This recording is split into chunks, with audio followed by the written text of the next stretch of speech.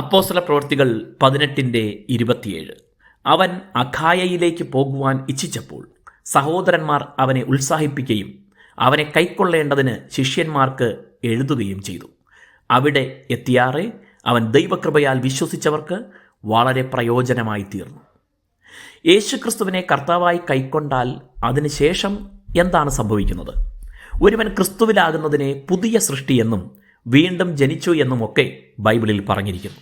പത്രോസ് അപ്പോസ്തലൻ അതേക്കുറിച്ച് എഴുതിയിരിക്കുന്നത്, കെടാത്ത ബീജമായ ദൈവവചനത്താൽ വീണ്ടും ജനിച്ചവർ രക്ഷയ്ക്കായി വളരാൻ വചനമെന്ന മായമില്ലാത്ത പാൽ കുടിക്കാൻ വാഞ്ചിക്കണം എന്നാണ്. അതായത് ക്രിസ്തുവിനെ കൈക്കൊണ്ടത് മുതൽ നാം ദൈവരാജ്യത്തിലൊരു ശിശുവെന്ന പോലെ വീണ്ടും ജനിച്ചിരിക്കുന്നു.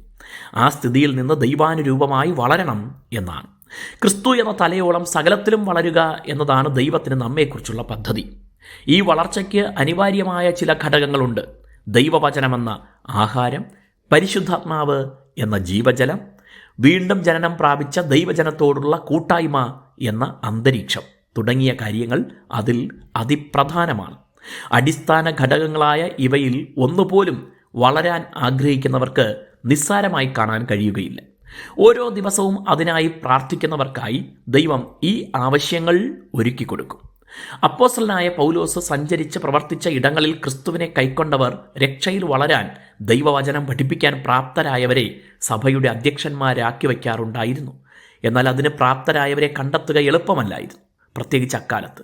ഇവിടെ അപ്പല്ലോസ് എന്ന വചനത്തിൽ പ്രാഗൽഭ്യമുള്ള ഒരു ചെറുപ്പക്കാരൻ മുന്നോട്ട് വരുന്നതാണ് കാണുന്നത്. അദ്ദേഹം ഒരു സ്ഥലത്തു നിന്ന് മറ്റൊരിടത്തേക്ക് വചനം പ്രസംഗിക്കാനുള്ള ഉത്സാഹത്തോടെ പോകാൻ തുടങ്ങുമ്പോൾ ദൈവമക്കൾ തന്നെ ഹൃദയമഴിഞ്ഞ് പിന്തുണയ്ക്കുന്നത് രേഖപ്പെടുത്തുന്നു. അതിനാൽ കൃപയാൽ വിശ്വസിച്ചവർ കൂടുതൽ പ്രയോജനം തന്നിലൂടെ അനുഭവിച്ചു. പ്രയോജനപ്പെടുന്നവരെ നമുക്കും പ്രോത്സാഹിപ്പിക്കാം. ദൈവം നിങ്ങളെ അനുഗ്രഹിക്കട്ടെ.